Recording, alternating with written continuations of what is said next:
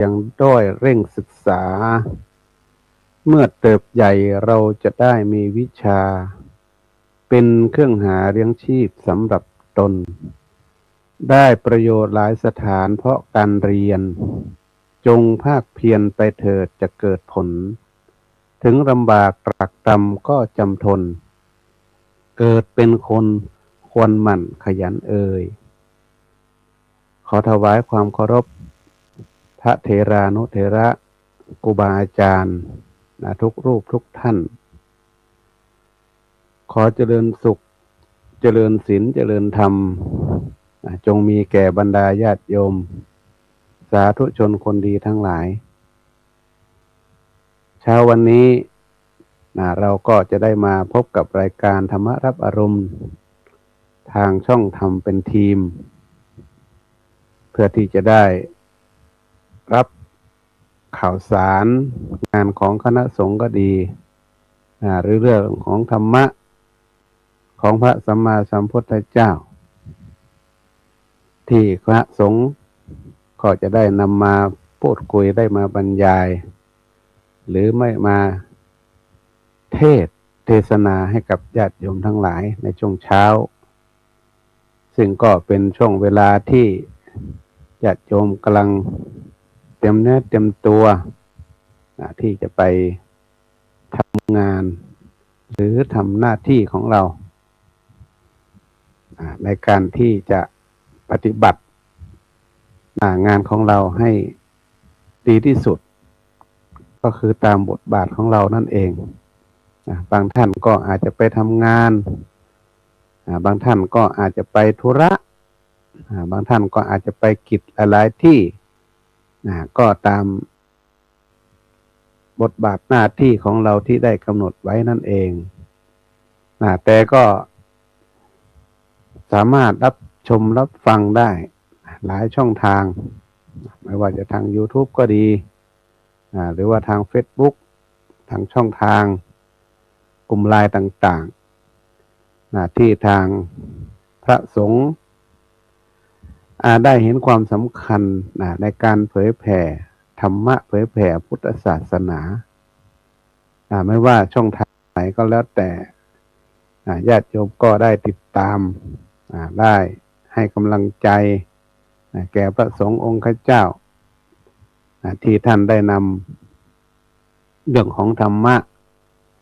เรื่องของคติต่างๆที่จะได้มาสะกิดใจให้พวกเราทั้งหลายหรือเตือนใจให้พวกเราทั้งหลายเนี่ยได้ตระหนักได้รู้ได้รับทราบเพื่อที่จะได้นำไปเป็นแนวทางในการปฏิบัติและวันนี้ก็เป็นวันพระวันศีลหรือว่าวันธรรมสวนะเป็นวันพระใหญ่ที่เราในฐานะที่เป็นชาวพุทธก็ได้มาฟังธรรมะกันจากพระสงฆ์องค์เจ้าก็ดีหรือว่าสื่อช่องทางต่างๆที่ทำกิจกรรมในวันนี้ไม่ว่าจะเป็นการทำบุญตักบาตรหรือทำวัดสวดมนต์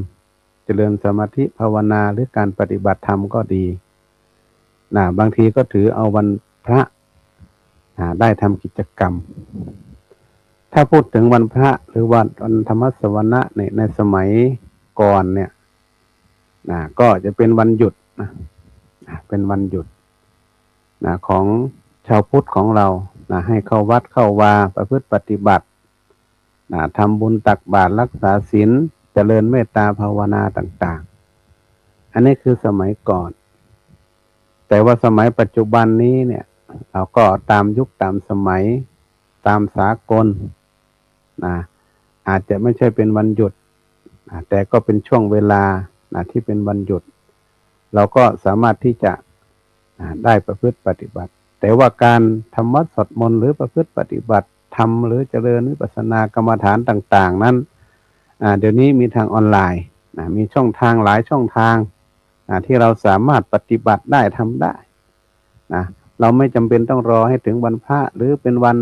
สำคัญต่างๆเราก็สามารถปฏิบัติได้ทำได้ที่บ้านของเราก็ได้ นะหรือสถานที่ใดที่หนึ่งก็ได้นะญาติโยมบางท่านนี่ทำวัดทุกวันพระก็มีทำที่บ้านนะบางทีวัดนะไม่ได้ทำทุกวันพระนะเพราะว่าบางทีญาติโยมก็ไม่สะดวกมานะก็อาจจะทำในช่วงนะเวลาอันเหมาะสมก็มีนะก็แล้วแต่ว่าทางวัดจะจัดกิจกรรมแบบไหนรูปแบบไหนนะบางวัดก็ทำทุกวันพระตลอดปีนะก็แล้วแต่ว่าเราจะสะดวกช่วงไหนเวลาไหนเท่านั้นเองนะความจริงกิจกรรมทางพุทธศาสนาเนี่ยในการเผยแผ่ธรรมะเนี่ยมันก็มีหลายช่องทางนะไม่ว่าจะเป็น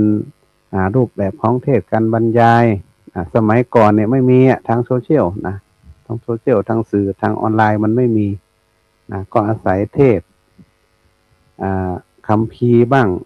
นะหรือว่าเทศตามวัดตามวาหรือ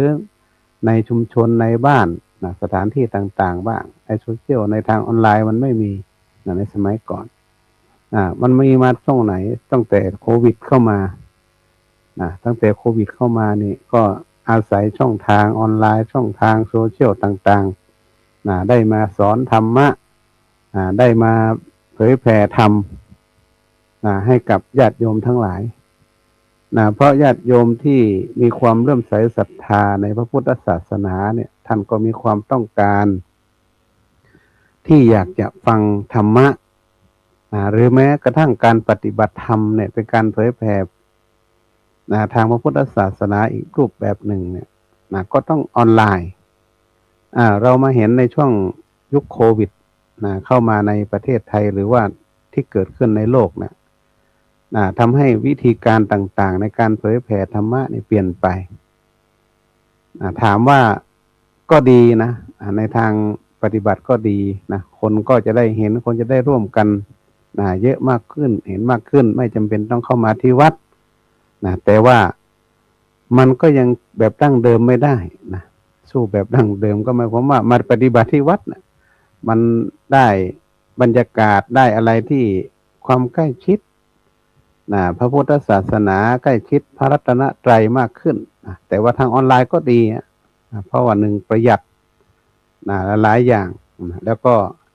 ช่วงนั้นก็เกิดอันตรายคนรวมกลุ่มกันไม่ได้อะไรต่างๆก็ทำให้เกิดวิธีการช่องทางที่ทางคณะสงฆ์ก็ดีหรือว่าทางญาติโยมก็มีวิธีการที่ทำให้เราได้มีอะไรที่ใหม่ๆในการเผยแผ่ธรรมะก็ถือว่าเป็นงานหลักของพระพุทธศาสนาในการเผยแผ่ธรรมะเผยแผ่หลักธรรมคำสอนของพระสัมมาสัมพุทธเจ้าไม่ว่าจะเป็นเรื่องของการเทศน์การบรรยายการสนทนาธรรมหรือแม้แต่การทำวัดสวดมนต์การปฏิบัติธรรมก็ออนไลน์ได้สมัยนี้ได้หมด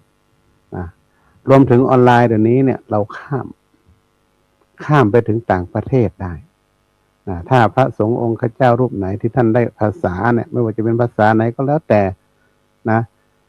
ภาษาอังกฤษภาษาฝรั่งภาษาจีนภาษาญี่ปุ่นเกาหลีอะไรก็แล้วแต่เราสามารถสื่อสารสามารถเผยแผ่เรื่องของการปฏิบัติเรื่องของธรรมะนี่ข้ามไปต่างประเทศได้โอ้โหโลกมันไปไกลมากเลยนะญาติโยมทั้งหลายตอนนี้การเผยแผ่ธรรมะเนี่ยก็ถือว่าเป็นเรื่องที่สำคัญแล้วก็ทางคณะสงฆ์นี่โดยเฉพาะพระผู้หลักผู้ใหญ่ท่านที่อยู่เบื้องบนเนี่ยท่านก็ให้ความสำคัญกับการเผยแผ่ธรรมะไม่ว่าจะเป็นภาคภาษาไทยภาคภาษาอังกฤษพระสงฆ์รูปไหนถนัดภาษาอะไรก็สามารถที่จะใช้ภาษานั้นในการเผยแผ่พระพุทธศาสนาของเราให้มีความยั่งยืนอันนี้ก็ถือว่าเป็นวิธีการที่เราได้เผยแผ่พุทธศาสนาวันนี้เนี่ยยิ่งวันพระหรือวันธรรมสวนะบางท่านกาญจนาวันพระมันก็ไม่ได้เกี่ยวกับโยมอย่างนี้นะเป็นวันของพระความหมายของเขาอาจจะเป็นความเกี่ยวกับพระสงฆ์องค์ข้าเจ้าความจริงแล้วก็เกี่ยวข้องทั้งหมดนะพระก็คือพระสงฆ์ก็มีหน้าที่ในการที่จะเผยแผ่ธรรมะหรือว่าวันธรรมสวนะวันแสดงธรรมวันเทศธรรมนะวันนี้พระสงฆ์เขาก็ทำหน้าที่ในการที่จะเทศธรรมแสดงธรรม หรือนำปฏิบัตินำธรรมะสวดมนต์ต่างๆเหล่านี้ก็ถือว่าเป็นการปฏิบัติธรรมนะแล้วก็วันนี้อีกวันหนึ่งที่เราท่านทั้งหลายนี่ก็ทราบแล้วว่าเป็นวันเปิดเทอมใหญ่ของโรงเรียนทั่วประเทศวันที่16 พฤษภาแต่ว่าปีนี้เนี่ยตรงกับวันเสาร์เขาก็เลื่อนไปเป็นวันที่18วันจันทร์เป็นวันเปิดเรียนวันแรกปกติแล้วเนี่ยวันที่16 พฤษภาคมเนี่ยก็เป็นวันเปิดเทอมใหญ่ของการเรียนการสอนโรงเรียนของประเทศไทยของเราวันนี้ได้ขึ้นบทอักขยานหรือว่าบทที่เราคุ้นเคยกันดีในการที่จะได้ฟังบทนี้เด็กเด็กน้อยความรู้เจ้ายังด้อยเร่งศึกษาเราได้ยินตั้งแต่เด็กๆมาเป็นคำที่กระตุ้นให้ความสำคัญกับเด็กนักเรียนทั้งหลายเนี่ยได้มีความกระตือรือร้นในการเรียนหนังสือให้กำลังใจเด็กๆในการที่จะเปิดภาคเรียนอย่างเงี้ยมีความตั้งใจพ่อแม่เนี่ยก็ต้องเตรียมความพร้อมเด็กเปิดเทอมใหม่ต้องชุดใหม่นี่กางเกงชุดนักเรียนใหม่รองเท้าใหม่กระเป๋าใหม่มันเป็นอย่างนั้นเปิดเทอมใหม่เปิดเทอมใหญ่เนี่ยต้องใหม่ทั้งหมดเด็กเขาก็มีความกระตือรือร้นในความดีใจเปิดเทอมแล้วจะได้เจอเพื่อนจะได้เจอคุณครูจะได้ไปโรงเรียนแล้วตั้งแต่ปิดเทอมมาก็เกือบ2 เดือนเด็กบางคนก็คิดถึงโรงเรียนแต่ว่าเด็กเขาก็จะขยับขึ้นไปอีกระดับชั้นหนึ่งตามอายุตามระดับชั้นขึ้นไปนี่ผู้ปกครองก็มีความกระตือรือร้นต้องแต่เตรียมโน่นเตรียมนี่ตื่นแต่เช้าดี18นี่แน่นอนเปิดทั้งหมดแต่ว่าโรงเรียนมัธยมบางที่เขาเปิดแล้วแต่ว่าของส่วนใหญ่นี่ก็จะเปิดวันที่18คือวันจันทร์ตั้งแต่วันที่16ตรงกับวันเสาร์ก็เป็นวันหยุดอยู่ก็เลยเปิดวันจันทร์ที่18นี้ก็ถือว่าวันนี้จะได้มาคุยให้กำลังใจเด็กๆในการที่จะเปิดเรียนบางคนนี่มีความกระตือรือร้นกระเป๋าใหม่ได้อะไรใหม่ๆยิ้มดีใจที่พ่อแม่ผู้ปกครองสรรหามาให้มาให้กำลังใจลูกหลานบางท่านก็มาส่งด้วยตัวเองที่โรงเรียนวันแรกก็ถือว่าเป็นการให้ความสำคัญกับการศึกษาเพราะว่าการเรียนหนังสือเนี่ยมันเป็นหัวใจสำคัญของคนเราเนี่ยความรู้เนี่ยมันเป็นพื้นฐานสำคัญที่เราจะได้นำไปใช้ตลอดชีวิตคนไหนที่มีความรู้เนี่ยสามารถเอาไปใช้ได้ตลอดชีวิตความรู้มันสามารถต่อยอดไปหาถึงความสามารถของคนคือความถนัดความรู้บางคนก็เรียนเก่งบางคนก็เรียนไม่เก่งมันไม่ได้เกี่ยวกันยิ่งยุคสมัยนี้เนี่ยทางเรียนเขาจะดูความสามารถพิเศษนี่มันมีอะไรอีกหลายอย่างสมัยก่อนเนี่ยอาจจะวัดกันที่เก่งอย่างเดียวเกรด C เกรดได้เกรดสูงนี่ถือว่าเด็กเรียนเก่งแต่ว่าเดี๋ยวนี้มันจะมีเด็กมีความสามารถพิเศษนอกจากเก่งแล้วจะมีความสามารถพิเศษแล้วก็เด็กที่มีคุณธรรมนี่มันก็แยกออกไปอีก IQ EQ อะไรต่างๆเนี่ยมันจะแยกกลุ่มเด็กเข้าไปคือเราต้องหาความเด่นของเด็กให้ได้เหมือนกับผู้เป็นพ่อแม่ผู้ปกครองก็ดีเนี่ยเราจะไปมองว่าเด็กลูกเราเรียนไม่เก่งเลยอ่านหนังสือก็ไม่ได้อ่านหนังสือก็ไม่ออกเขียนก็ไม่ได้อย่างเงี้ยเราต้องหาความเด่นของเขาเขาเรียนไม่เก่งแต่เขาทำอะไรได้บ้างอันนี้มันจะต้องแยกไปพ่อแม่ก็อย่าไปหวังว่าลูกจะต้องเรียนหนังสือเก่งนะ ไม่ใช่เราจะทำอย่างไรนะให้ลูกหลานเรานั้นอยู่ในสังคมได้อย่างมีความสุขเรียนรู้ไปกับเขานะไม่จำเป็นต้องเก่งเสมอไปนะเด็กสมัยนี้ไม่จำเป็นต้องเก่งเสมอไปขอให้อยู่กับคนอื่นได้อยู่เรียนรู้ร่วมกับคนอื่นได้รวมถึงว่าเขาช่วยตัวเองได้หมายความว่าเขาจะต้องประคับประคองตัวเองนะให้อยู่ได้เพราะว่าคนเราฐานชีวิตพื้นฐานของคนเราต่างกันนะตั้งแต่ฐานะตั้งแต่ความรู้ความสามารถเด็กทุกคนเนี่ยมันมีความแตกต่างกันทั้งนั้นน่ะมันไม่ได้เหมือนกันหมดนะแล้วก็ที่สำคัญเนี่ยผู้เป็นพ่อเป็นแม่ผู้ปกครองทั้งหลายเนี่ยอย่าเอาลูกหลานตัวเองไปเปรียบเทียบกับคนอื่นนะไม่ต้องไปเปรียบเทียบว่าโอ้คนนั้นเขาเรียนเก่งนะลูกเราทำไมไม่เก่ง อย่าไปเปรียบเทียบนะยิ่งเด็กสมัยปัจจุบันนี้ไม่ได้นะเราต้องให้กำลังใจเขาไม่เป็นไรเราต้องค้นหาจุดเด่นเขาให้ได้นะเขาเรียนไม่เก่งแต่เขาต้องมีความสามารถอย่างอื่นนะมันต้องให้มาอยู่แล้วเขาต้องให้มาอย่างหนึ่งบางทีทำงานเก่งบางทีนี่เขาทำโน่นทำนี่เก่งก็มีนะเพราะนั้นอย่าไปเอาความรู้เนี่ยเป็นพื้นฐานเป็นการเปรียบเทียบให้กับลูกหลานของเราเนี่ยได้น้อยใจน้อยอกน้อยใจนั้นเราจะต้องเอากำลังใจเต็มเปี่ยมความรักของพ่อของแม่นี่แหละสำคัญที่สุดนะ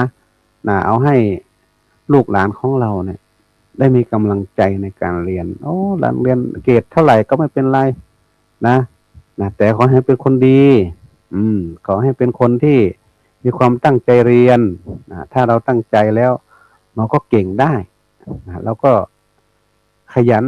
แล้วก็ดีได้เพราะฉะนั้นเนี่ยเรื่องของการเรียนหนังสือเนี่ยพ่อแม่ก็พยายามอย่าไปเปรียบเทียบ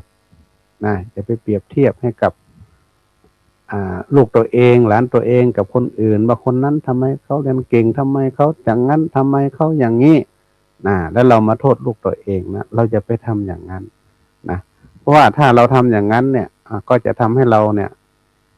รู้สึกว่าเราจะทำร้ายลูกตัวเองหรือเปล่า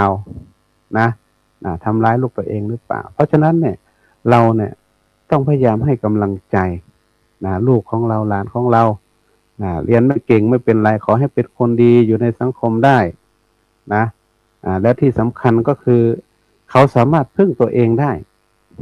พึ่งตัวเองได้ก็พอละพ่อแม่ไม่ต้องไปหวังอะไรมากมายกับลูกนะไม่ใช่ว่าโอ้โหลูกเรียนแล้วจะต้องมาตอบแทนพระคุณพ่อพระคุณแม่พระคุณของผู้ปกครองนะต้องมาอย่างนั้นอย่างนี้นะอย่าไปมากเกินไปอย่าไปมากเกินไปเพราะอะไรเพราะว่ายุคนี้สมัยนี้เนี่ยเด็กเขาไม่เหมือนยุคสมัยก่อนมันมีความแตกต่างกันแล้วก็เราก็ให้กำลังใจเป็นหน้าที่ของเราที่จะต้องส่งเสียลูกให้เรียนหนังสือไปรับไปส่งก็เป็นหน้าที่ของเรานะหน้าที่ของเราขอให้เด็กเขาโตมาแล้วเขาพึ่งพาตนเองได้ก็พอละแค่นี้ก็พอละเราก็มีความสุขเราก็สบายใจแล้วล่ะตอนนี้เราก็มาดูถึงเรื่องของเด็กนักเรียนบ้างเด็กนักเรียนทั้งหลายเนี่ยที่ไปเรียนหนังสือเนี่ยถ้าเราต้องการอยากจะให้ประสบผลสำเร็จในการเรียนหนังสือวันนี้จะพูดถึงธรรมะข้อหนึ่งที่อยากจะให้เด็กๆทั้งหลายในฐานะที่กำลังจะเปิดเทอมหรือใกล้จะเปิดเทอมแล้วบางเรียนก็เปิดไปแล้วเนี่ยเพื่อให้เราได้มีกำลังใจในการต่อสู้การเรียนผันฝ่าอุปสรรคทั้งหลายเนี่ยให้เอาธรรมะข้อนี้ลองไปประพฤติปฏิบัติดูพ่อแม่หรือผู้ปกครองเนี่ยเราก็พยายามที่ให้ลูกเราได้เอาธรรมะได้ไปประพฤติปฏิบัติเพราะพระพุทธพระธรรมพระสงฆ์ก็เป็นที่พึ่งของเราเราไม่รู้จะทำอะไรก็ต้องนึกถึงพระพุทธพระธรรมพระสงฆ์ที่จะเป็นที่พึ่งของเราธรรมะข้อนี้ก็คือ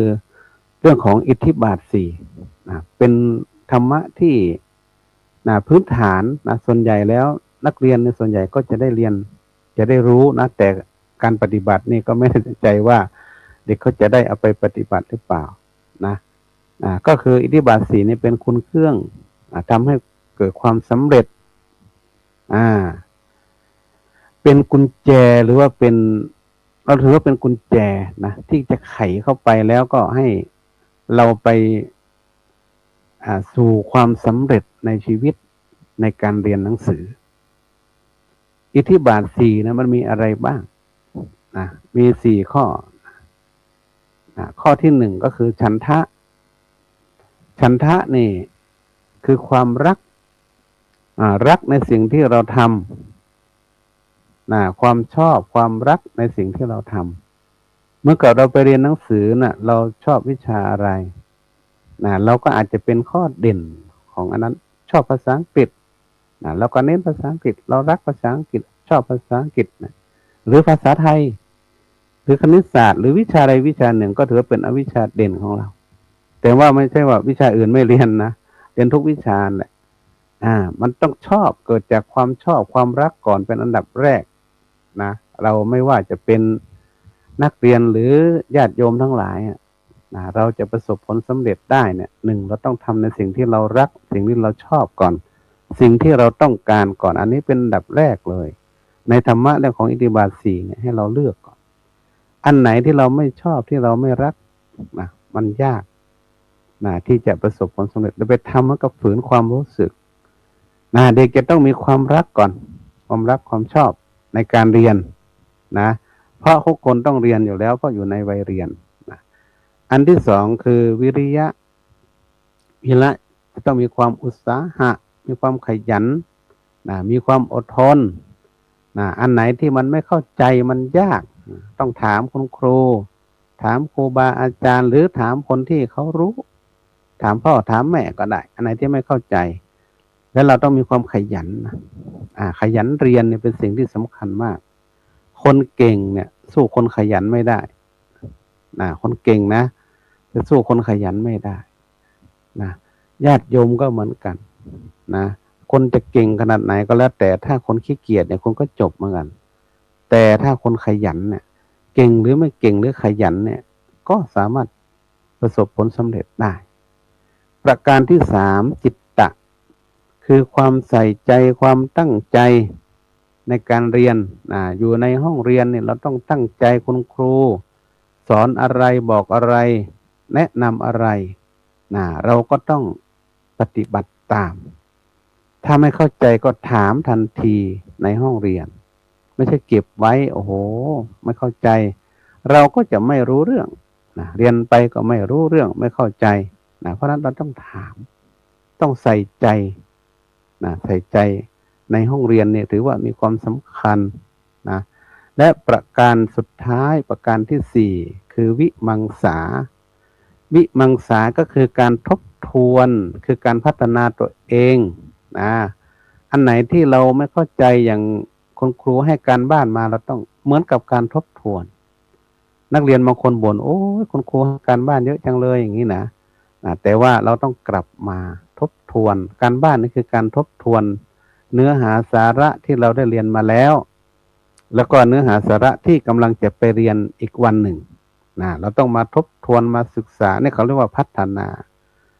ถ้าเป็นความรู้เก่าเนี่ยเขาเรียกว่าพัฒนาที่ทบทวนอันที่เราจะต้องมาทบทวนอันไหนที่ไม่เข้าใจก็ถามพ่อถามแม่ถ้าพ่อแม่ตอบไม่ได้ก็ต้องถามครูบาอาจารย์ทักไลน์ไปถามก็ได้เดี๋ยวนี้คุณครูเขาก็เปิดโอกาสให้เราถามอยู่ตลอดเวลาอยู่แล้วและคำว่าพัฒนาเนี่ยหมายถึงว่างานใหม่ที่ครูให้มาเนี่ยแหละคือการพัฒนาให้เรารู้ก่อนที่จะไปเรียนอันนี้แหละธรรมะ4ข้อนี้มีความสำคัญเป็นอย่างยิ่ง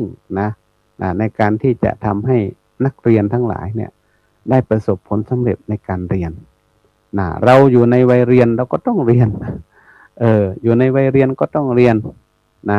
ถ้าเราไม่เรียนตอนนี้เราจะไปเรียนตอนไหนเพราะว่าเราอยู่ในวัยเรียนเด็กอยู่อนุบาลประถมมัธยมหรือเรียนระดับปริญญาตรีโทอะไรก็แล้วแต่เราอยู่ในวัยเรียนถ้าเราไม่เรียนช่วงนี้เนี่ยโอกาสที่เราจะได้เรียนหนังสือมันยากถ้าอายุเรามากไปเกินไปแล้วเนี่ยมันก็จะลำบากในการที่จะมาเรียนกับ รุ่นน้องเนี่ยมันก็จะลำบากนะบางทีบางครั้งเราก็ผันไปเรียนแนวทางอื่นก็มีนะแต่ว่าถ้าเราพูดถึงการเรียนในระบบเนี่ยก็หมายความว่าให้เราเรียนในช่วงวัยเรียนของเรานะวันนี้ก็จะให้กำลังใจนะเด็กๆทั้งหลายนะที่เปิดเทอมแล้วก็กำลังจะเปิดเทอมใหญ่นี้นะตั้งใจเรียนมีความขยันมีความอดทนนะอย่าไปย่ออย่าไปท้อปัญหาอุปสรรคต่างๆเนี่ยถ้าเราแก้ไขไม่ได้เนี่ยให้เราถามคุณครูนะที่อยู่โรงเรียนนะถ้าอยู่ที่บ้านก็ถามพ่อถามแม่ถามผู้ปกครองนะถามนะถ้ามันมีปัญหาอะไรเราไม่เข้าใจอะไรก็สามารถถามได้นะอันนี้ญาติโยมทั้งหลายก็สามารถที่จะนำไปปรับใช้ในชีวิตประจำวันได้เรื่องของอิทธิบาทสี่เนี่ยถ้าเราจะทำอะไรให้สำเร็จประโยชน์ตามความต้องการของเราเนี่ยตามเป้าหมายของเราเราก็ต้องนำหลักธรรมนี้ไปพิจารณาปรับประยุกต์ใช้ให้มันเกิดประโยชน์แล้วก็เกิดอานิสงส์นะที่มันจะได้กับเรานะเพราะนั้นเราต้องไปปรับใช้อันดับแรกแน่นอนว่าเราต้องรักทำอะไรก็แล้วแต่เมื่อกับญาติโยมทั้งหลายเนี่ยถ้าเราไปทำงานมันไม่ใช่งานที่เราชอบนะมันก็ยากนะมันฝืนความรู้สึกนะอันดับแรกเราต้องมีความรักความชอบในงานนั้นก่อนนะถ้าเราไม่ชอบไม่รักงานนี้เราก็ไม่ต้องทำถ้าทำแล้วมันจะสำเร็จยากนะดังนั้นและประการสุดท้ายนั่นก็คือการทบทวนงานทุกอย่างหรือว่าการเรียนทุกอย่างมันต้องทบทวนอยู่แล้วนะการทำงานเหมือนกันเราต้องมาทบทวนว่าที่เราทำไปเนี่ยมันถูกไหมมันดีไหมมันผิดพลาดบกพร่องตรงไหนไหมอย่างเงี้ยนะมันก็ต้องมาทบทวนเหมือนกันนะเพราะฉะนั้นก็ให้กำลังใจญาติโยมด้วยเนาะที่ทำงานแล้วมีปัญหาอุปสรรคต่างๆเนี่ยแต่ความจริงเราก็มีทางออกมีทางแก้ไขได้เราก็ต้องอาศัยธรรมะของพระพุทธเจ้านี่แหละที่จะต้องไปแก้ไขไปปรับปรุงการทำงานของเราต่อไปแล้วก็ให้กำลังใจเด็กๆนักเรียนทุกคนนะขอให้เป็นนักเรียนที่ดีของครูบาอาจารย์แล้วก็เป็นเด็กที่มีความตั้งใจเรียนมีความขยันหมั่นเพียรและเราก็จะประสบผลสำเร็จในชีวิตต่อไปขออนุโมทนาและขอบุญกุศลคุณงามความดีที่ท่านได้นำธรรมะไปประพฤติปฏิบัติแล้วก็ขอให้ท่านได้ประสบผลสำเร็จในชีวิตประจำวันเจริญด้วยอายุวรรณะสุขภระปฏิภาณธนสารสมบัติยิ่งขึ้นไปทุกท่านทุกคนด้วยเทอญ